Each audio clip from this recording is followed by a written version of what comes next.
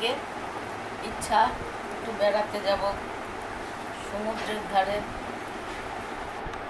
তাই আগামীকাল আমরা কালকে দীঘার উদ্দেশ্যে রওনা দেব।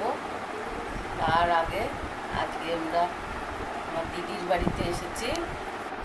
সবাই দিদি, দাদা, দাদার কয়েকজন বন্ধু, ছেলে, তাদের মিলে আমরা দীঘার উদ্দেশ্যে কালকে সকালে ট্রেনে উঠব। তো আজকে 29 তারিখ, ঘড়িতে 6:30 আমাদের ট্রেন সাঁতরাগাছি থেকে 7টার সময় আমাদের মোটামুটি এখন বেরোনো হচ্ছে। এই আমি, মা আর মাসিমণি।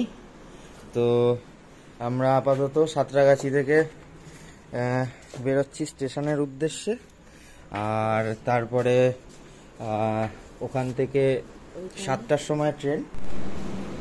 আমরা এসে পৌঁছেছি সাঁতরাগাছি স্টেশনে এবং আমাদের বাকি মেম্বার, আমার মামা এবং আমার মামার বন্ধুরা যারা হাওড়ার থেকে তাম্রলিপ্ত এক্সপ্রেস ধরবে, ইতিমধ্যে খবর পেয়েছি ট্রেন নির্ধারিত সময়ের থেকে লেটে ছাড়বে এবং এখন প্রায় 8টা বাজে, সবে অ্যানাউন্সমেন্ট হয়েছে। আমরা আস্তে আস্তে নিচের দিকে প্ল্যাটফর্মের দিকে এগিয়ে যাব, কিছুক্ষণের মধ্যে ট্রেন আসবে।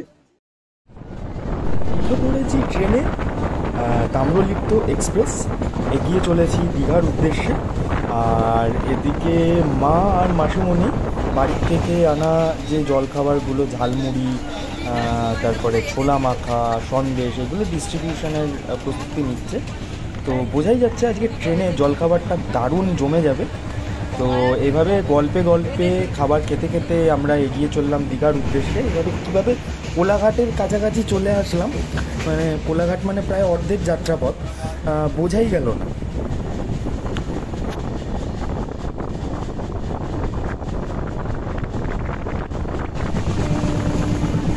সকলেই খুব উপভোগ করছি এই দৃশ্যপট, চারিদিকে সবুজের সমারোহ, একের পর এক নাম না জানা গ্রাম, দিগন্ত বিস্তৃত ধান ক্ষেত, পুকুর, নদী, সব কিছু পিছনে ফেলে আমরা এগিয়ে চলেছি এখন দীঘার উদ্দেশ্যে। আর তাছাড়া গতকালকে বৃষ্টির কারণে আজকে সকাল থেকেই খুব সুন্দর ওয়েদার, যে কারণে আজকের যাত্রাটা আমরা সকলে ভীষণ উপভোগ করেছি। তো প্রায় রামনগরের কাছাকাছি চলে এসেছি, সব গুছিয়ে নিই, কারণ রামনগরের পরেই দীঘা স্টেশন। রামনগর এখন ছাড়ছে, ঘড়িতে বাজে 11টা বাজে। আধ ঘন্টার মধ্যে হুগলি পৌঁছাবো।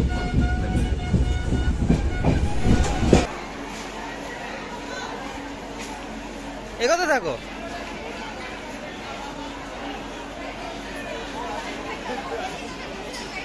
ফাইনালি আমরা দীঘায় নেমে গেছি। আপাতত হোটেলের দিকে যাওয়া হচ্ছে সবাই মিলে। পেছনে আমাদের পুরো টিম রয়েছে, জানি না কত দূর আওয়াজ আসছে। এই হলো গোটা শহর আজকে নতুন রূপে সেজে উঠেছে, কারণ নবনির্মিত জগন্নাথ মন্দিরের শুভ উদ্বোধন আজকে। ফলে যান চলাচলে নিষেধাজ্ঞা রয়েছে এবং আমাদেরকে হেঁটে হেঁটেই স্টেশন থেকে ওল্ড দীঘার ইউবিআই এর হলিডে হোম অবধি আসতে হয়। এসে আমাদের আর রেকর্ড করা হয়নি, এই আমাদের ঘর। আর আপাতত এখানে রান্না বান্না চলছে,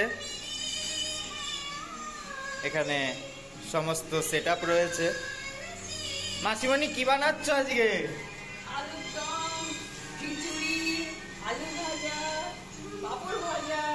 তো এই হলো আমাদের আজকের মেনু। এই কিছুক্ষণ আগে আসা হয়েছে, এসেই খিচুড়ি ভুড়ি ভোজ হবে সবাই মিলে। অলমোস্ট রান্না শেষ হয়ে গেছে, এবারে রান্না শেষ হওয়ার পরেই খাওয়া দাওয়ার পালা, এবং তারপরে আমরা সবাই মিলে সমুদ্র স্নানে যাব।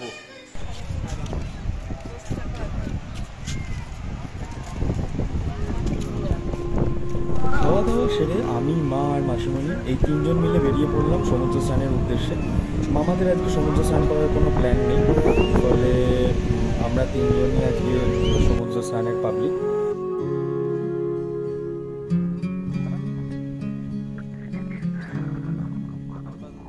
আমি শুনেছি সেদিন তুমি সাগরের ঢেউয়ে চেপে নীল জল দিগন্ত ছুঁয়ে এসেছো, আমি শুনেছি সেদিন তুমি নোনা বালি তীর ধরে বহুদূর বহুদূর হেঁটে এসেছো।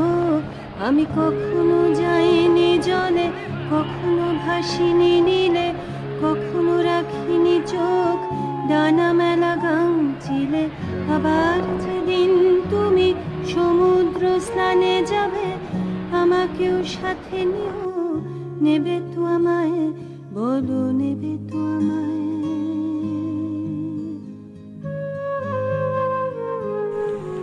2 ঘন্টা ধরে সমুদ্রে স্নান করার পর ফিরলাম আমাদের রুমে।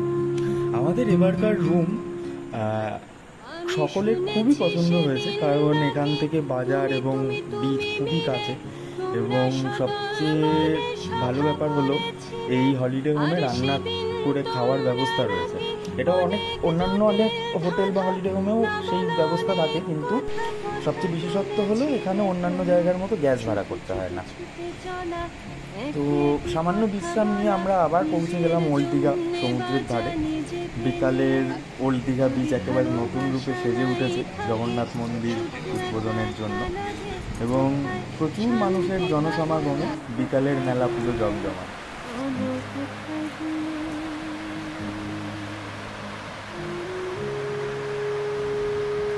তো এভাবে গল্পে গল্পে কখন বসে বসে রাত হয়ে গেল টের পেলাম না বিশেষ কিছু। তো দারুণ কাটলো সন্ধ্যাটা সমুদ্রের ধারে। এখনো গল্প লেখো, গান গাও প্রাণ ভরে, মানুষের বাঁচা মরা এখনো ভাবিয়ে তোলে, তোমাদের ভালোবাসা এখনো গোলাপে ফোটে। আস্থা হারানো এই মন নিয়ে আমি আজ তোমাদের কাছে এসে দুহাত পেতেছি। আমি দু চোখের গহ্বরে শূন্যতা দেখি শুধু, রাত ঘুমে আমি। এরপর আমি বেরোলাম একটু হাঁটাহাঁটির উদ্দেশ্যে। সমুদ্রের ধারা বরাবর নিউ দীঘার দিকে যে রাস্তা গেছে সেই রাস্তা ধরে চলতে থাকলাম, এবং বলা বাহুল্য মানে আজকের দীঘা যেন দেখেই মনে হচ্ছে সম্পূর্ণ আলাদা, পুরো নতুন রূপে সেজে উঠেছে। এমনিতে দীঘা 12 মাসই জমজমাট থাকে, কিন্তু জগন্নাথ মন্দির উদ্বোধনের কারণে আজ চারিদিকে আলোর রোশনাই এবং পরিবেশ উৎসব মুখর।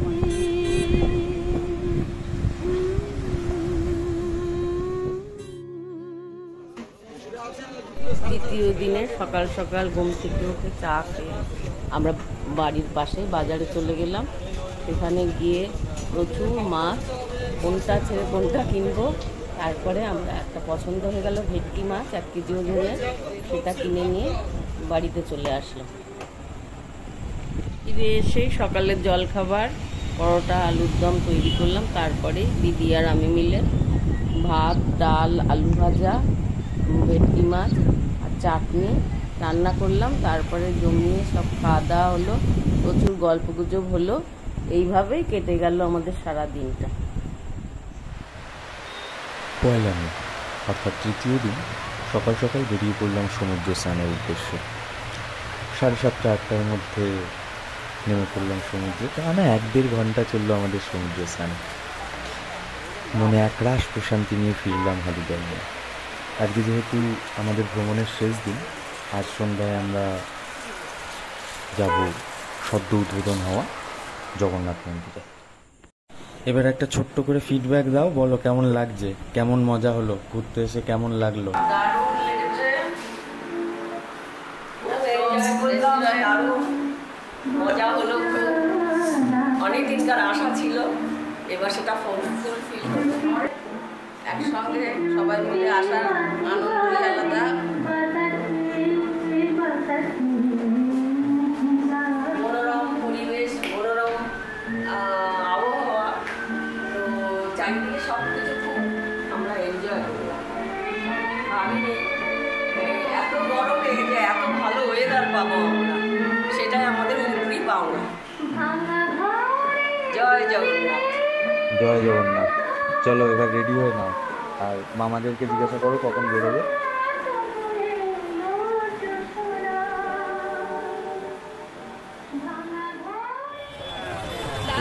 সময় এখন 7:30। আমরা এখন দাঁড়িয়ে রয়েছি দীঘায় নতুন উদ্বোধন হওয়া মন্দিরের বাইরে। এখানে প্রচুর জনসমাগম হয়েছে, হাজার হাজার মানুষের ভিড় দেখতেই পাচ্ছে।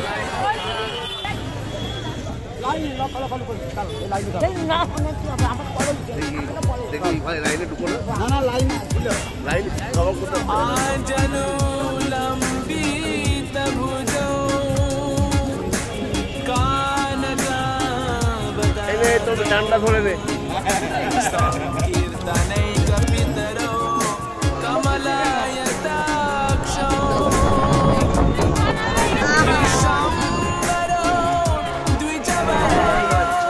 তো অধি আগ্রহের অবসান হলো, আমরা ঢুকে পড়েছি প্রবেশদ্বার দিয়ে।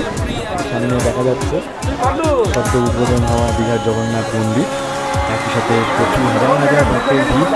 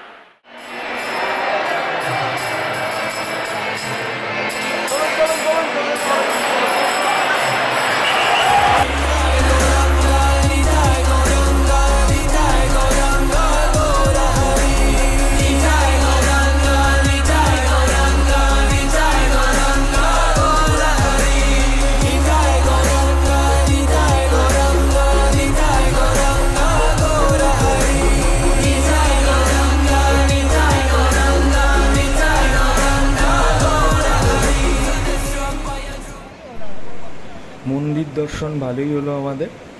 এখন আপাতত চলে এসেছি সমুদ্রের ধারে।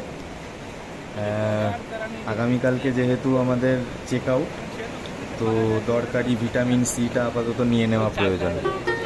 তো যতক্ষণ পারি এখানে দাঁড়িয়ে থাকবো, তারপরে আবার হোটেলে ফিরবো রাতের খাওয়া দাওয়া সেরে।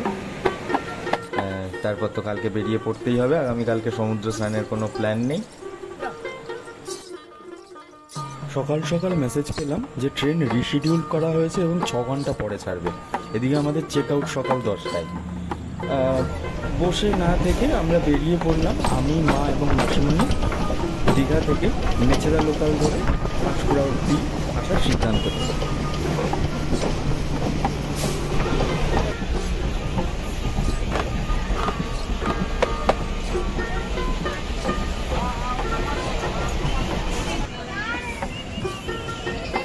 পাঁশকুড়ার দিকে আপাতত এগিয়ে চলেছি।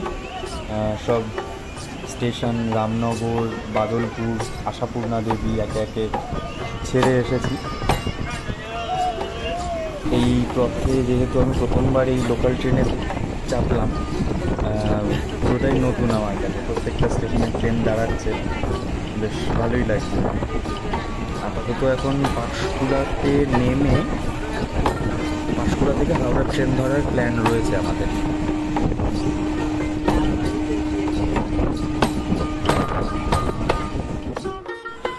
পাঁশকুড়াতে নেমে ট্রেন পাল্টে আমরা এখন আবার উঠে পড়েছি, হাওড়ার উদ্দেশ্যে চলেছি।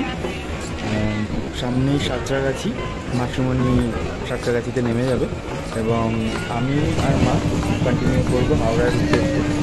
হাওড়ার থেকে শিয়ালদা, শিয়ালদার থেকে বাড়ি। তো সব মিলিয়ে এই 3 দিনের ছোট্ট দীঘা ভ্রমণ আমাদের খুবই মজায় কেটেছে।